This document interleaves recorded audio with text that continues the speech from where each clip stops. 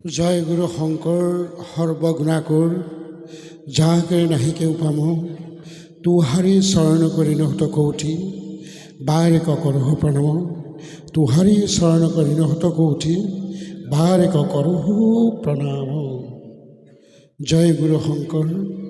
পৰম শ্ৰদ্ধাভাজন আজি আমাৰ এই পবিত্ৰ দিনটোত উপস্থিত হৈ থকা আৰু আজি দিনজোৰা কাৰ্যসূচীৰ আজি প্ৰথমে নাম, তাৰপিছত এতিয়া ৰাম বিজয় ভাওনাৰ এই বছৰ প্ৰস্তুতিৰ আৰম্ভণিতে আমাক এই বছৰ নাম ভাওনাখন উদ্বোধন কৰাৰ কাৰণে আমাক নিমন্ত্ৰণ কৰিছিলে।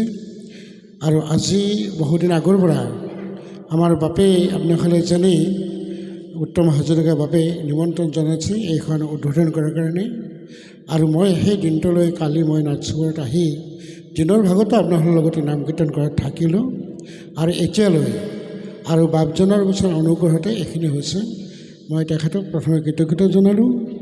লগতে আমাৰ সন্মুখত থকা আজি ভাওনা প্ৰেমী বাপসকল, ভক্তিস্বৰূপ আই মাতৃসকল, বচনাই কণ কণ মইনামণিসকল, সকলোৰে চৰণত সেৱা জনালোঁ, ভক্তি জনালোঁ।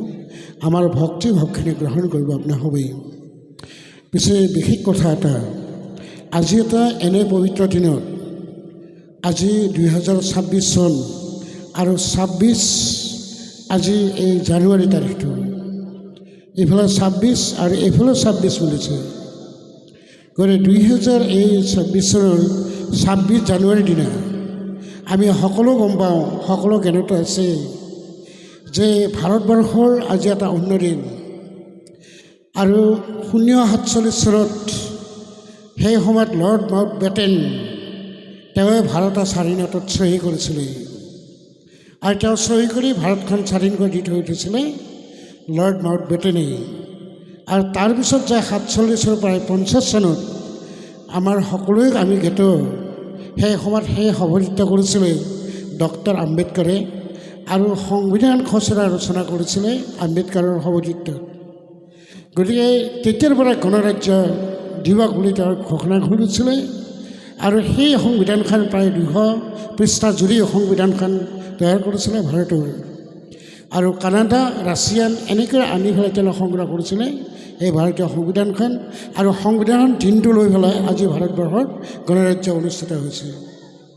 গতিকে এইখিনি কথা আমি সকলোৱে জানিব লাগিব। উলহ মালহে গোটেই ভাৰতবৰ্ষখন আজি বেৰি ধৰিছে গণৰাজ্য দিৱসৰ কাৰণে। মই এই দিনটোলৈ স্মৰণ কৰিলোঁ। আৰু শ্বহীদ ভাৰতীয় যিসকলে স্বাধীনতাত শ্বহীদ হৈছিলোঁ, মহাত্মা গান্ধীৰ পৰা আৰম্ভ কৰি সকলোকে আজি মই স্মৰণ কৰিছোঁ এই চেগতেই। আৰু গতিকে আপোনাসকলক এইখিনি কথা আৰু ক'ব লগা হৈছে যে যিখিনি কথা আজি পবিত্ৰ দিন এইটো, আৰু এখেতসকলৰ পবিত্ৰ দিন, আৰু সেইটোতে আজি ভাওনা মহাপুৰুষ শ্ৰীমন্ত শংকৰদেৱৰ অনুপম সৃষ্টি, এই সংস্কৃতি অনুপম সৃষ্টি তেওঁৰ নাটকসকল, অনুষ্ঠান সৃষ্টি তেওঁৰ চিহ্নযাত্ৰা ভাওনা। গতিকে এই ভাওনা ভাগি আমি সকলোৱে জানো। আৰু সকলোৱে স্বীকাৰ কৰি ৰাৱণৰ কাহিনী, সেই সময়ত এজন বছে বছে সদায় বিচাৰে মানুহ ভৰা এজন সেই সময়ৰ দস্যু। আৰু তেওঁৰ পিছত আছে তেওঁৰ সেই দেহাটোতে তেওঁ সংস্কাৰ হৈ তেওঁ মহাকাব্য এখন লিখিছিল ৰামায়ণ। আৰু ৰামায়ণখন লিখিছিল দুখন মহাকাব্য, মহাভাৰত আৰু ৰামায়ণখন।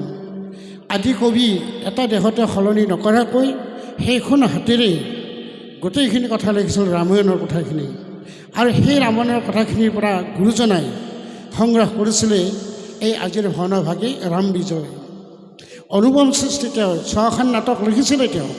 সেইকাৰণে সেই নাটকৰ ভিতৰত মানে আন এটা নাটক, এইখন নাটক হৈছিলেগৈ ৰাম বিজয় ভাওনাখন মহাপুৰুষ শ্ৰীমন্ত শংকৰদেৱ অন্তিম কালত। এইখন লিখিছিল কোচবিহাৰত। কোচবিহাৰত তেওঁ যেতিয়া নন্দৰাজে অনুৰোধ কৰিছিলে বোলে তুমি ৰাম বিজয় ভাওনা লিখা, এই ভাওনাখন তেতিয়াই তেওঁ তৈয়াৰ কৰিছিলে জীৱনৰ অন্তিম কালত কোচবিহাৰত ৰাম বিজয় ভাওনা শংকৰদেৱে। আৰু এইখনতে ৰামায়ণৰ কাহিনীসকল লিখিছিল। ৰামে কি কৰিছিল, দশৰথ ৰজাৰ কেনেকৈ মৃত্যু হৈছিলে, আৰু কি কেনেকৈ তেওঁ কৈছে সেই শংকৰদেৱে সেই লিখিছে মানে শ্ৰীৰামৰ ৰূপে কৌশল্যত অৱতৰি বনবাস খপিলা পিতৃবাক্য ধৰি বিৰাজ কম্বলেশ্বৰ মাৰি চাই ললে প্ৰাণ। এই কথাখন তেওঁ লিখিছিল মহাপুৰুষ শ্ৰীমন্ত শংকৰদেৱে। আৰু ভাওনাৰ মাধ্যমেৰে আমি সংস্কাৰ কৰাৰ কাৰণে খুব গুৰুত্ব আৰোপ কৰিছিল মহাপুৰুষ শংকৰদেৱে। আপোনালোকে জানিছে ইয়াতে আজি খুব ছুটি কৰা হৈছে। ইয়াতে গায়ন বায়নৰ বহুত কথা থাকে, মানে তেওঁলোকে বহুত মানে কৰিব লাগে, যেনেকৈ ধৰকচোন এটা মানে ঘোষা ধেমালি, ৰাম ধেমালি, এইবিলাক ধেমালি বহুত কথা থাকে। আৰু মই খুব বেছি কথা দীঘল কথা নকওঁ, যিটো সকলোৱে ভাওনা চালত ৰখি আছে, ভাওনা অন্তৰ্দৃষ্টিৰে চাব লাগে, ভাওনা চাই ভাওনাৰ সভাৰ কথাবিলাক লৈ যাব লাগে, ঘৰলৈ লৈ যাব লাগে, এই ভাওনাৰ কথা মূল কথা। আৰু সেই চিহ্নযাত্ৰা তেওঁ ভাওনাখন কৰিছিলে, চিহ্নযাত্ৰা নাটক দেখিছিলে তেওঁ 19 বছৰতে, আৰু সেইখন নাটকে তেওঁ প্ৰথম নাটক আছিলে। আৰু সেই চিহ্নযাত্ৰা নাটক এনেকৈ কৰিছিলে, যি 7 দিন 7 ৰাতি তেওঁ গোটেই নাচিছিল, অ'ত শংকৰদেৱ ত'ত কৃষ্ণ ত'ত কৃষ্ণ। আৰু সেই সময়ত পংকজবিলাক সপ্ত বৈকুণ্ঠৰ এখন এখন মানে বিলাক হ'ল পংকজবিলাকত মায়া নাথাকে, লক্ষ্মী নাথাকে। আৰু সেই পংকজবিলাকতে শংকৰদেৱে নাচিছিল, শংকৰদেৱে খোল বজাইছিল, গায়ন বায়ন হৈছিল শংকৰদেৱ হৈ গোটেই 7 দিন 7 ৰাতি দেখাইছিল এই ভাওনা।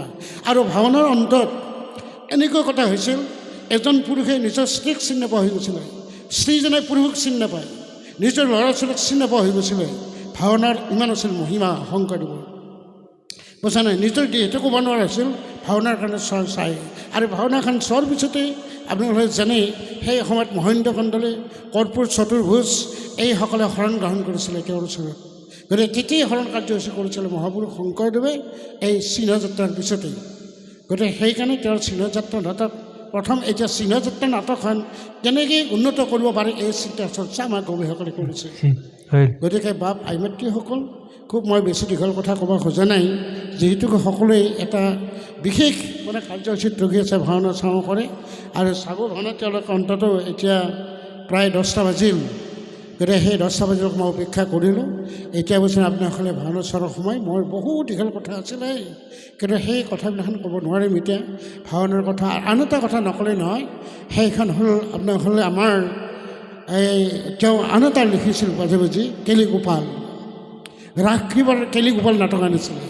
আজি এটা শুভ খবৰ, সেই কেলিগোপাল নাটক চাই আমাৰ ভাষাটো ধ্ৰুৱতী কৰিছে। যি অসমীয়া ভাষাটো দিলিষ্ট ভাষাটো ধ্ৰুৱতী কৰিছে মহাপুৰুষৰ কেলিগোপালৰ পৰা। একটা ভাষা ধ্ৰুৱতী হ'ব লাগিলে বহু বছৰ লাগে, আৰু সেই ভাষাটো ধ্ৰুৱতী হ'বৰ কাৰণে বহু বছৰ লাগে কাৰণে 500 বছৰ আগত যিটো কেলিগোপাল নাটক লিখিছিল নাটখন, তাৰ পৰা সংগ্ৰহ কৰিছে আমাৰ ভাষাটো ধ্ৰুৱতী ভাষা। মানে আমি যেনেকৈ কৰি মা বোলোঁ, যেনে দেউতা বোলোঁ, ঠিক তেনে বহাগ জেঠ বোলোঁ, তেনেকৈ এই কথাবিলাক চব ধ্ৰুৱতী হৈ গৈছিলে দিল্লীস্থ ৰাইজৰ লগত, দিল্লীস্থত। গতিকে সেই দিল্লীত এই যিটো ভাষাটো ধ্ৰুৱতী কৰিছিল মহাপুৰুষ শংকৰদেৱৰ সেই কেলিগোপাল নাটকখনৰ যি ৰাসক্ৰিয়া কৰিছিলে, সেই ৰাসক্ৰিয়া নাটকখনৰ পৰা এই সংগ্ৰহ কৰিছিলে। এইটো শুভ কৰাম আমাৰ ভাষাত তেতিয়ালৈ ধ্ৰুৱতী হোৱা নাছিলে, এতিয়া হৈ গ'ল গুৰুজনাৰ কৃপাত। গতিকে বাপ আইমাতৃসকল, আৰু বেছি কথা নকওঁ, ক'লে গোটেইখনেই ৰখি আছে। এটা নিশ্চয় আমাৰ এই বছৰে ৰাম বিজয় ভাওনাখন চোৱাৰ কাৰণে, ৰামেৰ পিছত ৰামে কি কৰিছিলে, ৰামায়ণৰ কাহিনী কি কৰিছিলে, এই সকলো কথা আমাৰ ভাওনাৰ সভাৰ মাজেদি আপোনালোকে উপভোগ কৰিব পাৰিব। মই বক্তৃতা দি থাকিলে, বক্তৃতা দিয়া মানুহ বহুত কথা কৈ থাকিলেও আমনি লাগিব আপোনালোকৰ নিশ্চয়। মই সেইখিনি বোধ কৰিছোঁ অন্তৰেৰে, আৰু মোক যি মাতি আনি এইখিনি কৰিব দিছে, মই তাৰ কাৰণে মই কৃতজ্ঞতা জ্ঞাপন কৰিছোঁ। যেনে আপোনাসকলৰ প্ৰাথমিক শাখাৰ, এই আঞ্চলিক শাখাৰ, গতিকে আৰু ভাওনা দলটোকো মোৰ ফালৰ মই কৃতজ্ঞতা জনাইছোঁ, গায়ন বায়নক কৃতজ্ঞতা সন্মান জনাইছোঁ। আৰু পাঠকসকলে নাম গাই যি মধুৰ সৃষ্টি কৰিছে দিনৰ পৰা এতিয়ালৈ, বুজাই যি পূৰ্ণময় বছৰে এখন বৈকুণ্ঠ পৰিণত কৰিছে, সকলোৰে চৰণে প্ৰণিপাত জনাইছোঁ আমি। আৰু যি সহযোগ কৰিছে সেই সকলকো কৃতজ্ঞতা জ্ঞাপন কৰিছোঁ। আমাৰ ভাওনাৰ সূত্ৰধাৰ ওলাব, আমি তেখেতসকলক কৃতজ্ঞতা জ্ঞাপন কৰিছোঁ। গতিকে যি ভাৱৰীয়াসকলে ইয়াত আমি জানিছোঁ কি হ'ব, গতিকে এইখিনি কথা ৰওক। নামনি অসম, ওপৰ অসম, আমি নামনি অসমৰ মানুহ নলবাৰীত, আমাৰ তাতে ভাওনাৰ সৃষ্টি বহুত কম, কিন্তু এতিয়া হৈছে আমাৰ নলবাৰীতে নাম বিজয় ভাওনা কৰা হৈছে, কেলিগোপাল নাটক কৰা হৈছে, ৰঙিয়াত কৰা হৈছে। বহুত চেষ্টাৰ মূৰত ভাওনা বুলি ক'লে আমাৰ গোটেই ভকত হ'ল, বহুত ভকত হয়, কেনেধৰণৰ ভাওনা চাম। আমাৰ তাতে থিয়েটাৰপন্থী মানুহ বেছিভাগ, থিয়েটাৰ চাই, থিয়েটাৰতে অনুৰাগটো বেছি। কিন্তু এতিয়া ভাওনা প্ৰচাৰ হৈছে, নলবাৰীত ভাওনা অসমৰ হৈ গৈছে মূল ভিত্তিত, একেবাৰে হৈছে 3 দিন ধৰি। এতিয়া বেছি বুজি পাইছে, ভাওনাসকলৰ মতা হৈছে, ভাওনাৰ গুৰুত্ব আৰু হৈছে। মহাপুৰুষ শ্ৰীমন্ত শংকৰদেৱৰ অনুপম সৃষ্টি, এইবাৰ এই সৃষ্টিটোতেই মহাপুৰুষ শংকৰদেৱে গোটেইখিনি মানে দখল কৰিব পাৰিছিল অন্তৰ সকলোৰে। গতিকে বাপ আইমাতৃসকল কোনো মহাপুৰুষে এইটো কৰিব পৰা নাই। কোনো মহাপুৰুষৰ এনেকুৱা কথা নাই। হজৰত মহম্মদ আছে, যীশু খ্ৰীষ্ট আছে, বুদ্ধদেৱ আছে, কিন্তু এনেকুৱা কোনো কথা কৰিব পৰা নাছিল। মহাপুৰুষ শংকৰদেৱে একমাত্ৰ তেওঁ এই কৰিছিল পবিত্ৰ নামঘৰৰ সৃষ্টি, ভাওনাৰ সৃষ্টি, তেওঁ বছৰ মানে আপোনাৰ বছৰে নাটক সৃষ্টি, তেওঁৰ সেই ৰচনা এইবিলাক। গতিকে সেইজন মহাপুৰুষৰ চৰণত প্ৰণিবাদ জনাইছোঁ, মহাপুৰুষ মাধৱদেৱৰ চৰণত প্ৰণিবাদ জনাইছোঁ আৰু গোটেই ৰাইজক প্ৰতি সেৱা জনালোঁ। আৰু শেষত এটি কথা নকলেই নহয়, আমাৰ মাজৰ হিয়াৰ আমঠুসকলৰো জুবিন গাৰ্গ এনেকৈ এটা সংস্কৃতি বিশেষ বছৰ নেতৃত্ব দিছিল গানেৰে। জুবিনক স্মৰণ কৰিছে, হে জুবিন, তুমি ৰাষ্ট্ৰপতি নহ'লা, তুমি নহ'লা প্ৰধানমন্ত্ৰী, ৰাজনীতি নকৰিলা, কেৱল গীত নীতি তুমি কৰিলা, তুমি মাত্ৰ সংস্কৃতি নীতি। গতিকে তোমাকো স্মৰণ কৰিলোঁ। তোমাৰ গৰিমাক কৈছিলা, মই সোম সাগৰৰ তলত খোলা, মই বছে ৰাজনীতিৰ ওচৰত নুঘূৰোঁ, মোৰ ওচৰত ঘূৰিলে তুমি কৈছিলা অসম নিজে নিজে বন্ধ হ'ব মোৰ মৃত্যুৰ দিনা। অসম বন্ধ হ'ল। তুমি যিখিনি কৰিছিলা তোমাৰ আজি সমাধি হৈ থকা নাই, তীৰ্থস্থান হৈ গ'ল। সেই জুবিন, পবিত্ৰ স্থানত আজি পবিত্ৰ নামঘৰত আজি গোটেই অসমবাসীয়ে তোমাৰ কাৰণে বেছে সকলোৱে শ্ৰদ্ধা আৰু তোমাক ভক্তি নিবেদন কৰিছে। তুমি নাই, তুমি তোমাৰ মৃত্যু মানে অমৰত্ব হওক, তুমি আমাৰ মাজত জীয়াই থাকা, তোমাৰ গানবিলাক তোমাক জীয়াই ৰাখিব। জানা জুবিন, এইখিনি কথাকে তোমাক আজি স্মৰণ কৰিছোঁ। পবিত্ৰ শিল্পী তুমি যি ৰচনা কৰিছিলা সেই শিল্পই আজিও আছে অসমবাসীক সকলোৰে চকু পানী তুলিছিল। ছিংগাপুৰত যাই তোমাৰ মৃত্যুবৰণ হৈছিল। গতিকে সেই নাই বিচাৰিছে সকলো। তোমাৰ মোচা নাই, মৰমৰ গৰিমাই আজিও সিন্দুৰ কপালৰ পৰা মোচা নাই। আশা কৰিছে তোমাক, তুমি কেনেকৈ বেজি তোমাৰ ন্যায়টো বিচাৰি পায়। এই হ'ল অসমবাসীৰ আশা। ভগৱানে নিশ্চয় কৃপাবৰ্ষণ কৰিব। হে জুবিন, তোমাক এইখিনি তোমাৰ মৃত্যু মচিতম সদ্গময় তমসম জ্যোতিৰ্গময় মৃত্যুৰ অমৃতংগময় ওম শান্তিহি ওম শান্তিহি ওম শান্তি। হে জুবিন, তোমাৰ শান্তি হওক। তুমি শংকৰদেৱৰ গীত গাইছিলা, শিৰোমণি এই গীত গাইছিলা তুমি ইও। গতিকে তোমাক পাছে এইখিনি কৈ আজি পবিত্ৰ বচনা এই অনুষ্ঠানটো উদ্বোধন হোৱা বুলি আমি ঘোষণা কৰিছোঁ। আৰু পবিত্ৰ স্নান আপোনাসকলে দৰ্শকসকলে চাব। আপোনাসকলে ইয়াৰ পিছত আপোনাৰ সূত্ৰধৰ আকৌ বাজে ভাৱৰীয়াসকল ওলাব। সকলোকে মিনতি জনালোঁ। সদয় শেষত আপোনাসকলক স্মৰণ কৰি এটি মহাপুৰুষ শংকৰদেৱৰ মানে আমি ঘোষাৰে আমি সামৰি ওলাইছোঁ। আপোনালোকক সকলোকে সেৱা জনালোঁ। আৰু সকলোৱে হৰিধ্বনি কৰিব। আমাৰ লগত কেতিয়া উদ্বোধনী হ'ব বুলি ঘোষণা হ'ব। অ হৰি, ডাঙৰকৈ ক'ব, অ হৰি, অ ৰাম। উদ্বোধনী হ'ল। আহক আমি সকলোৱে গাব। যোনে আছে নিজৰ আসনৰ পৰা উঠি গুৰুজনক সন্মান জনাওক। চেয়াৰত বহি কৃষ্ণ অ হৰি, অ ৰাম। শ্ৰীমন্ত শংকৰ হৰি ভকতৰ জানা যে নকল্প তৰু তাহান্ত বিনাই নাহি আমাৰ পৰম গুৰু তাহান্ত বিনাই নাহি আমাৰ পৰম গুৰু। ও হৰি, ও ৰাম।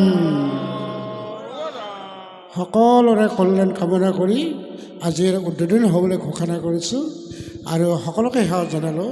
দায় দোষ আমি ক্ষমা বিচাৰিছোঁ আপোনালোকৰ চৰণত। আমি এটি সেৱা জনালোঁ, আসন গ্ৰহণ কৰক। কৃষ্ণ